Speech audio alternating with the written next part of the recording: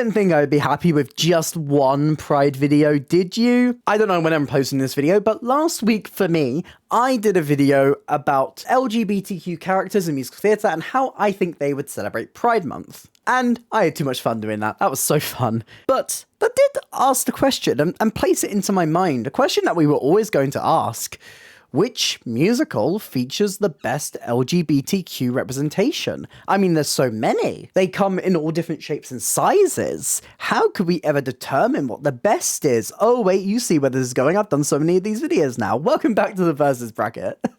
Yes, I have picked 32 different musicals that all feature either LGBTQ characters or LGBTQ themes. And I'm going to determine, battling them together one by one, or I guess two by two, to decide what musical features the best LGBTQ representation. But if you haven't seen my face before, hi, I'm Ellie, I talk about theatre. I am the most chaotic theatre person on the internet. I do reviews, I do news, I do discussions, and I do this. And if any of that sounds interesting to you, please consider hitting like and subscribe. It really helps me, it helps out the channel.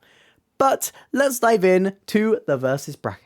So, I think this is actually a really interesting topic to do on a Versus Bracket, because typically these discussions are like, which song do I like more? And that can really open itself up to a lot of different interpretations, but this one seems a little bit more cut and dry. Which one features better depictions of queer characters? This is going to be really interesting to see. Some of these have really big representations, some of them are smaller, some of them may be slightly more unhealthy or fall into more stereotypes. So I've shuffled them and let's dive in, starting with our first matchup, Heathers versus A Strange Loop. Now, off the bat, A Strange Loop has the advantage here, just naturally because the queer characters in A Strange Loop are much bigger than the queer characters in Heathers. If you remember in Heathers, we have the parents, Kurt and Ram's dads, who come out as gay. But we do also, within that, have a lot of depictions of homophobia. We do also have a lot of depictions of characters being made to seem gay. Heathers is a little bit of a minefield with these things, and some of the representation in this musical is questionable. I wouldn't say that this is a very strong depiction of queer characters. It's okay. I think what they eventually do with Kurt and Ram's dads does work out in the end, but a lot of its queer themes are used and played up for laughs. Whereas A Strange Loop is just full-on queer representation. It is written by a black queer man about a black queer man. This representation is baked in, and it is uncomfortable in places. It does not shy away from diving into brutal truths about the queer experience.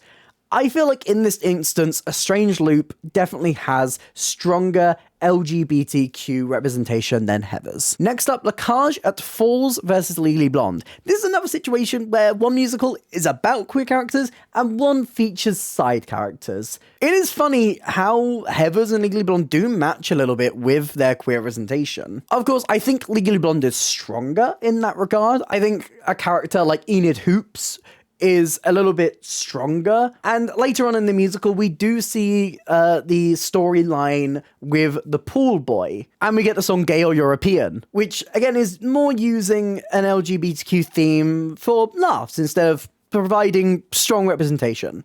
It has a different intention. So when you compare that to something like Lacage, it's really, really hard. Lacage is very strong with its representation. We have a story that is focused on a queer family and is all about struggles that these queer characters face. I mean, we think about George's and Albin, their struggling relationship, especially for George's, the love for his husband versus the love for his son being pulled in two different directions, which is very funny when you remember that the Addams Family has a very similar plot to this musical. So that actually works very well as a double entendre.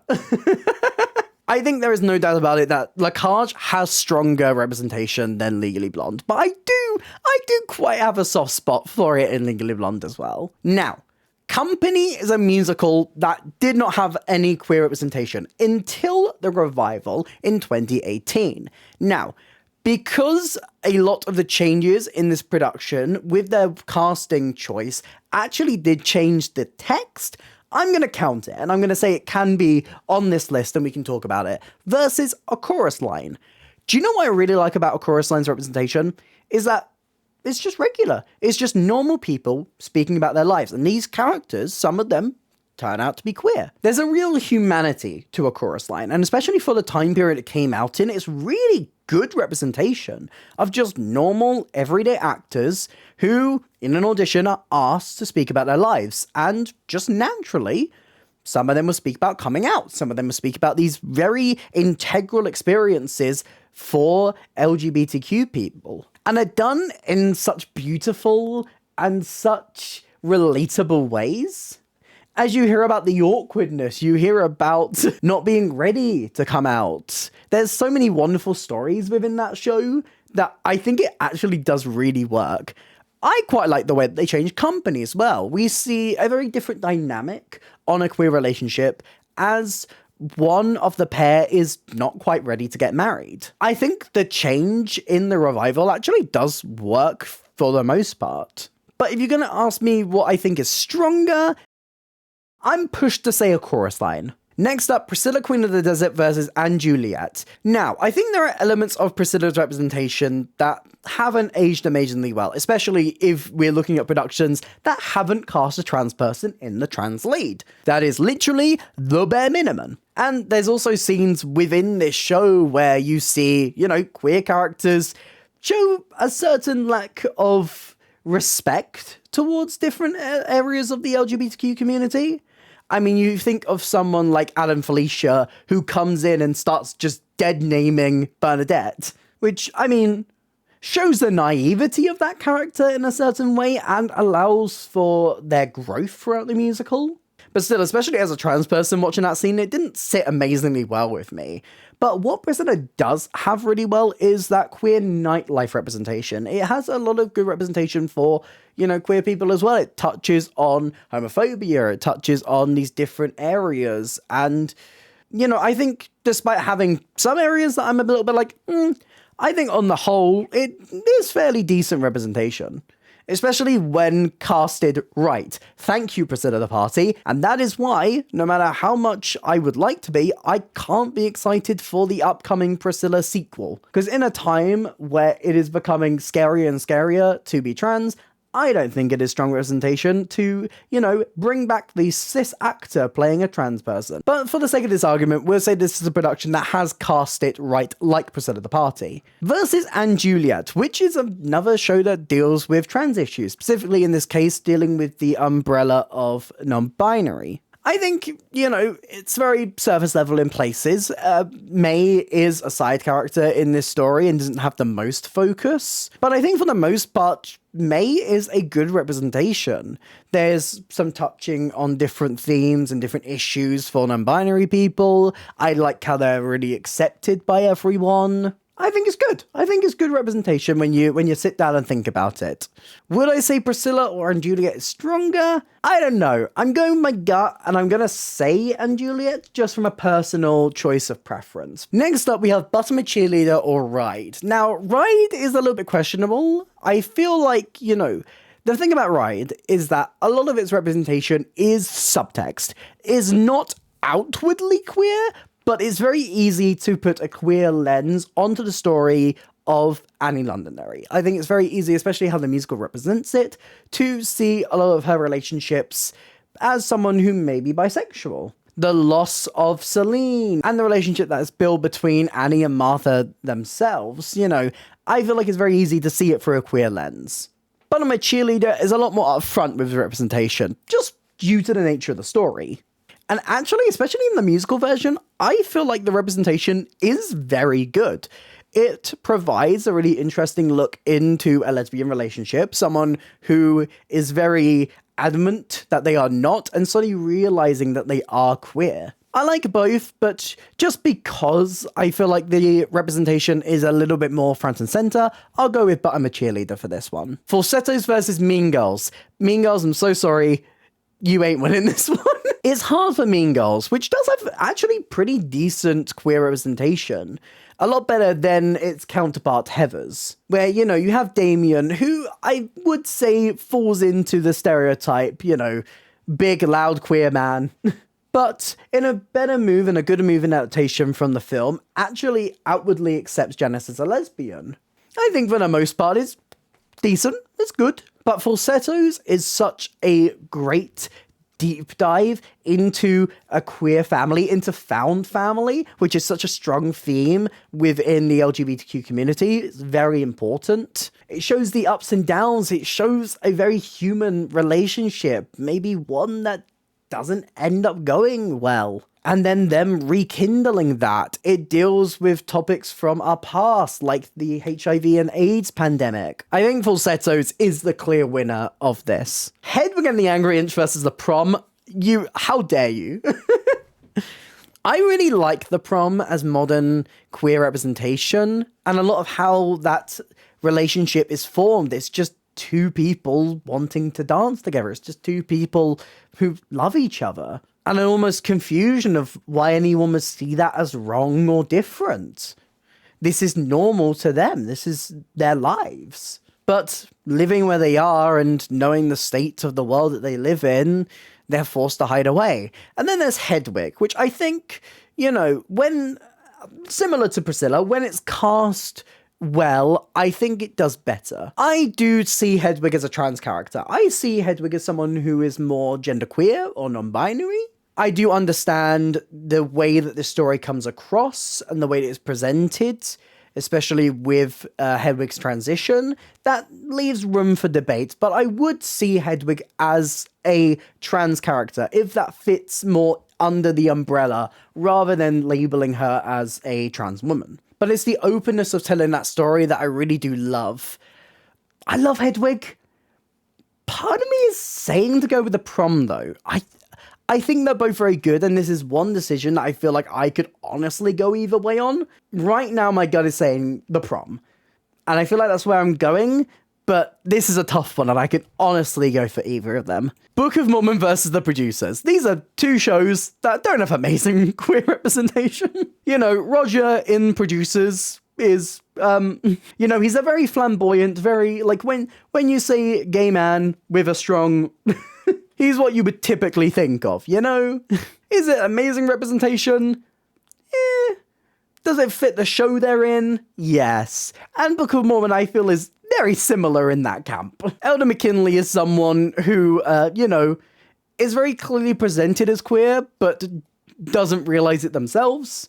And that's where a lot of the comedy comes within that role. I don't think either of them are amazing. Would I give it to Mormon over Producers? I feel like I'll go with Producers in this one. I don't think either is amazing queer representation, but, I gotta pick a winner, and that's the one I'm going with. Fun Home versus Come From Away. Oh, we've got two of the real stories together. This is really tough because I love how queerness is represented in Come From Away. You have these two gay men who are in this world that they've never experienced before, and they don't know whether they will be accepted, so they're keeping their queerness quiet. And suddenly, when they accidentally say something that leads the people to realize that they are a gay couple, they're welcomed in with open arms, and it shows a really great attitude of the people in that town. I think, we're speaking a lot about comedies here, and sometimes I feel like it can be laughing at gay people instead of laughing with, whereas I think the representation in Come From Away feels very much laughing with.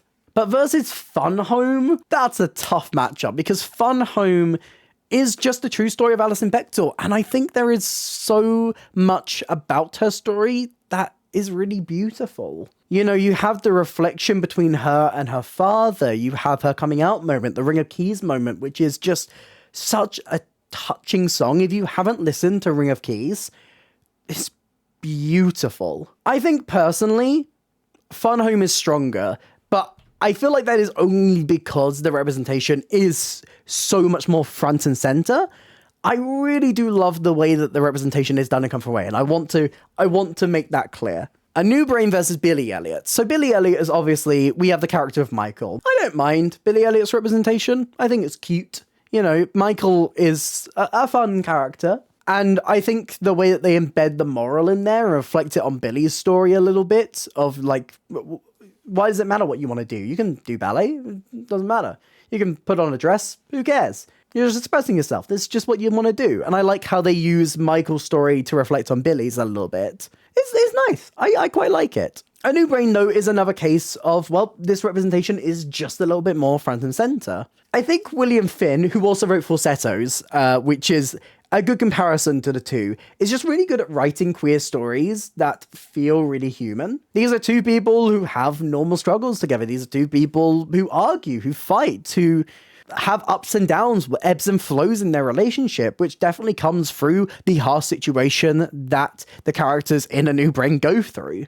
I think A New Brain is stronger, but I do like Billy Earp's representation. We have Now Hear This. This is a musical that is autobiographical, based on the four people who performed in Title of Show, if you're familiar with that show, and Kinky Boots. I quite like the little bits of representation we get in Now Hear This, but again, a lot of that does come from the fact that this is a true story, similar to Fun Home, similar to Comfort Way, similar to, a lot of these other stories on this list. Honestly, the song that I really think about, and a really great piece of representation, if you haven't listened to Now Hear This, and if you haven't, go listen to Now Hear This, it's great, is Dazzle Camouflage. It's a story of one of the characters who, is realizing that he's gay, he knows he's gay, but he doesn't want that to be known. So he does a lot of things to kind of hide that. He makes himself really big and like class clownish to hide this big secret that he has, that he is gay. The stories that come from these people feel really relatable because, these are real stories. I do also really like Kinky Boots' representation. The discussions we get from Lola's character really do hit me personally, and I see a lot of my own personal experiences within that, even though these are different areas of the LGBTQ community that we fall into. I like both. It's tough to choose, and this is one that I'm just going to go with my gut with. I'm going to probably say Kinky Boots. That feels wrong as I'm saying it. Do I commit to that? Do I change it? 3, 2, 1, I'm sticking to it. Rent versus Standing at the Sky's Edge. Okay, I like a lot of the stuff we get in Rent. I think the relationship between Angel and Collins is a lot better than some of the other queer relationships in that show. The tragedy of that show as well, and the loss of the relationship, and that really hits deep and really hits hard.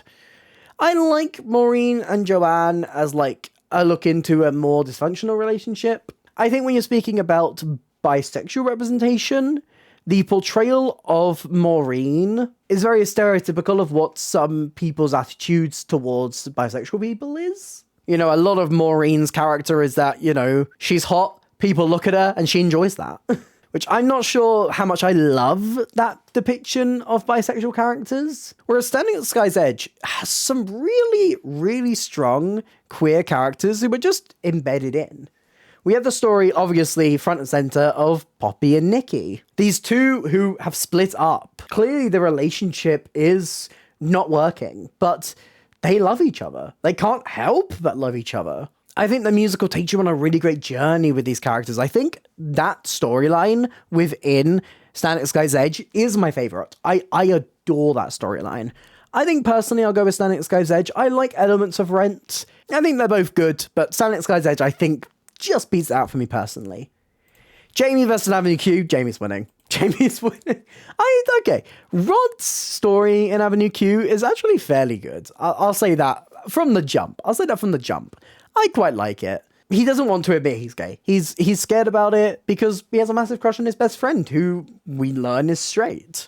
And it's actually really sweet, their relationship as well. Like, especially in the songs like If You Were Gay. If You Were Gay is actually a really sweet number when you think about it, because it's essentially just Nikki's way of trying to be like, hey, I know you can say it. Trust me, it's all fine. Even if that comes out in not the best way. But Jamie, I think, is stronger representation. I think there are elements of Jamie that even a few years after it's been set up don't sit amazingly well with me. And, when I've previously reviewed Jamie, I have spoken about some of these. I think, if I'm remembering correctly, one of the lines I don't love is like, a man in a dress is something to be laughed at, but a drag queen is something to be feared. Like, I think some of these attitudes have even changed in the few years since Jamie has, come to the stage. with the queer community seeing clothing and such as a lot more gender neutral. But the coming of age story within Jamie, the actual drag communities that are spoken about, the homophobia that it tackles, I feel like Jamie is stronger than Avenue Q. But I do actually quite like what Avenue Q does. I think out of the comedies on this list, Avenue Q is probably the strongest one. Rocky Horror vs. Spring Awakening. Rocky Horror is really interesting queer representation because it's queer because the person who made it is queer. Like, these aren't really queer stories in Rocky Horror because these are aliens. They don't really know what queer people are. But there's certainly queer theming within that. And, you know, the bisexuality of characters and the flexibility, it's all like up in the air and funky. I like it for the most part, but Spring Awakening I feel like is probably stronger. I like Ernst and Hunchen. I love how confident Hunchen is as well, and, you know, their dynamic together, they play off really well. It's a smaller part of Spring Awakening, but it's a part that I always find myself feeling really warm about. You know, I that's a really weird way to describe it. It's a part of the story that I always warm to. There you go, that's how I phrase it. Spring Awakening is stronger for me. Spamalot, again, is a musical that features queer characters, and it's kind of played up as a bit of a laugh, you know. Versus My Sons Are Queer, another autobiographical story that is dealing with someone who is queer, who is non-binary, growing up, and how they represent themselves. I think the beauty of My Sons Are Queer is that it's very clearly not being designed as a queer story. Like, this is a story about someone who is dressing up. You know, it's about Rob Madge's life. And the way that they frame it, it's so easy to put on a lot of these queer themes to it. Very naturally, because Rob comes from someone who lives a queer experience. But it's also so open in many different ways of just expressing yourself and performance and the joy of theatre and art. And childhood and growing up, there's so much within that I feel like leans into queer themes. I think it's just hands down stronger. Then we have Jagged Little Pill and Cabaret. Now, I think Jagged Little Pill's representation is kind of soured by the approach it's had. A little bit similar to Priscilla for me. Because if you were unfamiliar with the drama that happened around Jagged Little Pill, Out of Town Tryouts had a non-binary character played by a cisgender actor. When they moved onto Broadway, they pretended that this character was never non-binary, that was never the intention, and this character has always been cisgender. Forget about it. You're crazy. And eventually they apologized for this, even though some of that apology did feel very hollow when they said our book is problematic and we shouldn't have cast this actor, and then proceeded to collect the Tony Awards for their book and that actor. But since Broadway, to give them credit, they have worked on that. They have consistently cast non-binary performers in that role, and we worked it back to how it was pre-Broadway, where that character was non-binary. So it's how much credit do you give the representation now versus the heaps and heaps of baggage that came while getting to there. It's a tough question to ask, honestly, and I'm very back and forth on it. I'm just glad we are where we are now, if you get what I mean by that. Whereas Cabaret, I feel like a stronger queer representation, just baked in naturally. You know, we've had productions that have leaned harder into it and productions that haven't. You know, take the film versus Alan Cummings' version, or even the current version in London and in New York at the Kit Kat Club. You have productions where it's very clearly implied that the MC is queer, whether that's done through the musical itself, whether it's done through the staging, or whether it's done through the choices done in the finale sequence. As happened in the last Broadway revival, and less so in the current revival, where the queerness is more at the start. But I think with the themes of 1920s Berlin and how they've gone with casting and stuff, I think Cabaret is probably stronger than Jagged Little Pill, just from a personal perspective, and because of the baggage that comes with Jagged Little Pill. So, that's our first round. So, obviously, you may have seen that this one took a lot longer to do because I have to justify these decisions a lot more. It's not just opinion-based. From now on, all of these are really good representation. Except producers, maybe. So, As usual, I will go through these very quickly in round 2. A Strange Loop versus Lacage at Falls. I think A Strange Loop is stronger. I think that might just be because it's more modern, but I think the way that it dives into queer themes is very honest and truthful and brutal and uncomfortable, and I think there's a clear importance to that. While I do love Lacage, though. A Chorus Line versus Anne Juliet. Again, I love the humanity and just how normalized the queerness is in A Chorus Line. I'll go with that from a personal perspective. But I'm a Cheerleader versus Falsettos. The found family element of falsettos speaks to me a lot more than some of the themes in But I'm a Cheerleader. While I do really love both, and I wish both could go through, I think I'll personally go with falsettos this time. Prom versus Producers. It's the Prom. I'm sorry. Producers. I'm sorry. Fun Home versus A New Brain. I think Fun Home is stronger. Again, this is probably just because this is a true story, but I love the conflict that's come with that. I love the different reflections. I think Fun Home is such a masterful piece of theatre. And while I do love A New Brain, I think it is very similar to Falsettos in how they deal with that relationship. And part of me does prefer that relationship and how it's portrayed in Falsettos. Well, I actually do love A New Brain. If you haven't listened to A New Brain, go listen to A New Brain. It's really good. Kinky Boots versus Standing at the Sky's Edge. I'll go with Standing at the Sky's Edge. Poppy and Nikki's relationship. I love how that's portrayed. Jamie versus Spring Awakening. Ooh, I really do like Jamie. Even despite the few issues I have with it, which I have expressed, I do still find myself really gravitating to that and gravitating towards Jamie's story within that show, but I do like Spring Awakening. It's a smaller part of the story, though, so should I give Jamie more weight? That's my push and pull right now. I think I'm gonna go with Jamie personally. My Sons Are Queer versus Cabaret. I think when I sit down and think about it, which of these two stories spoke to me more as a queer person? I think it's My Sons Are Queer. Okay, quarterfinals, let's go. Speed run through it. Keep on going. A Strange Loop versus A Chorus Line.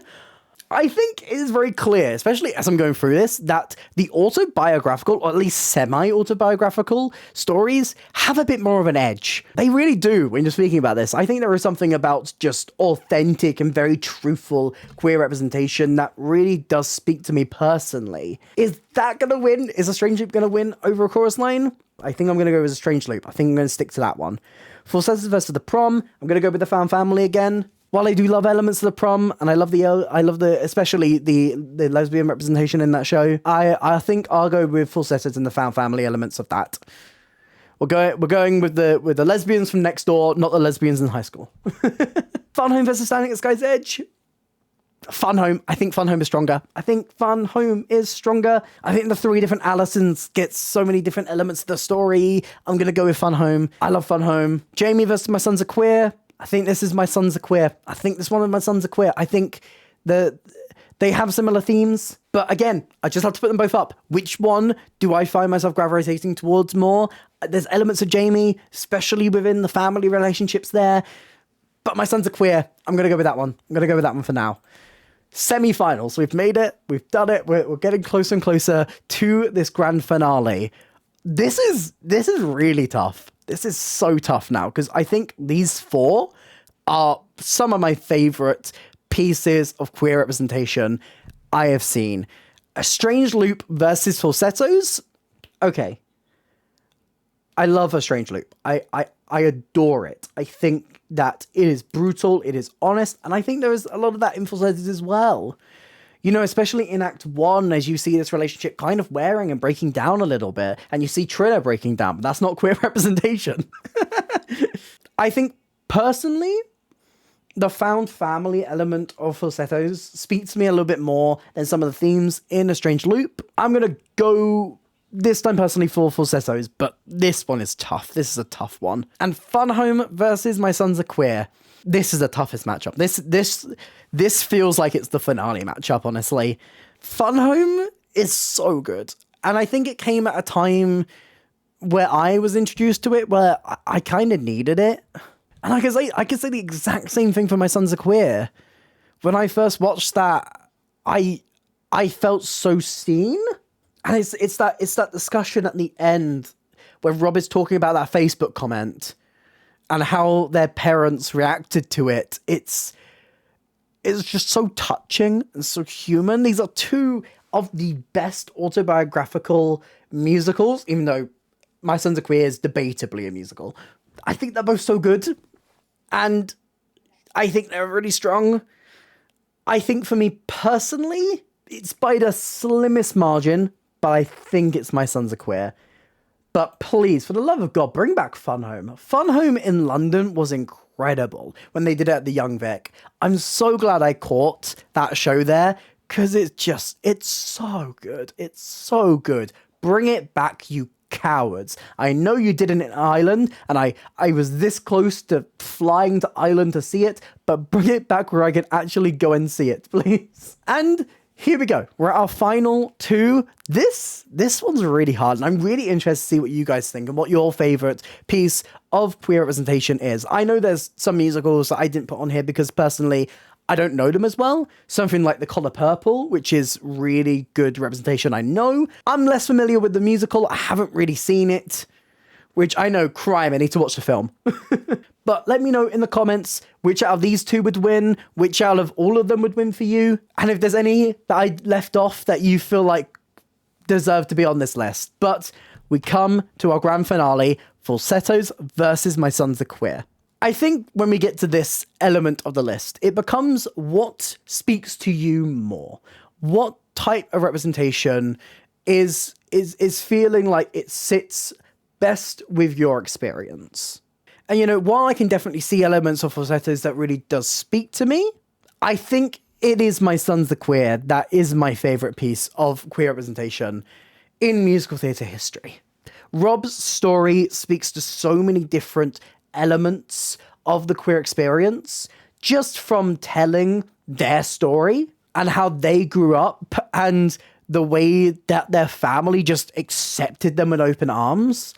Now, I think it is still my favourite piece of queer representation in musical theatre. But what do you think? What's your favourite? Let me know all your thoughts on this topic in the comments down below. If you did enjoy this video, please consider hitting like and subscribe. It really helps me. It helps out the channel. Here's some links to some other videos on the screen right now, and a link to my Instagram if you would like to drop me a follow over there. But that's it for me today, and I hope to see you next time. Bye.